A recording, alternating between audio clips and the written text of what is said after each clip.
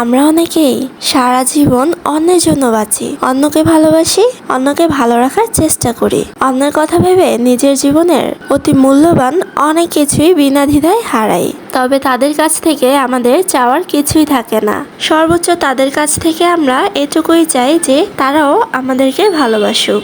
তাদের মাঝে আমরা নিজের অস্তিত্ব খুঁজি, তবে দিন শেষে কেউই কারো না। তুমি একাই তোমার। তুমি যার কাছে দুর্বলতা প্রকাশ করবে, সবটা দিয়ে ভালোবাসা চাইবে, দিন শেষে সবচেয়ে বেশি অবহেলা তুমি তার কাছ থেকেই পাবে। কারণ একটা কথা কি, সে তো জেনে গেছে তুমি তার হয়ে গেছো, কিংবা তার বাহিরে যাওয়া তোমার পক্ষে অসম্ভব হয়ে গেছে। আর তাকে ছাড়া তো তুমি থাকতেও পারবে না। এটা জেনেই তোমার প্রতি সৃষ্টি হয় তার অবহেলা। সে জানে সে তোমাকে যেভাবেই ট্রিট করুক না কেন, তুমি তার কাছেই পড়ে থাকবে। তাই জীবনে আর যাই কিছু করো না কেন, কারো কাছে এতটাও সস্তা হইও না, যার ফলশ্রুতিতে তোমার এরূপ করুণ দশা হয়। তাহলে কি কাউকে ভালোবাসবে না?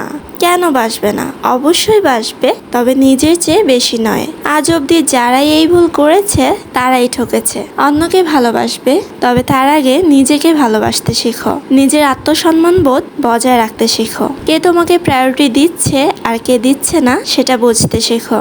যে তোমাকে প্রায়োরিটি দিচ্ছে তাকে তুমি অবশ্যই প্রায়োরিটি দাও। আর যে তোমাকে 2 পয়সার গুরুত্ব দিচ্ছে না, তার গুরুত্ব তো তোমার লাইফে 1 পয়সারও হওয়া উচিত নয়। যখন তুমি নিজেকে প্রাধান্য দিবে, অপরজনও এটা ফিল করবে যে তার লাইফে তুমি কতটা জরুরি। মানুষকে ভালোবাসবে, তবে নিজের আত্মসম্মান বোধ বজায় রেখে।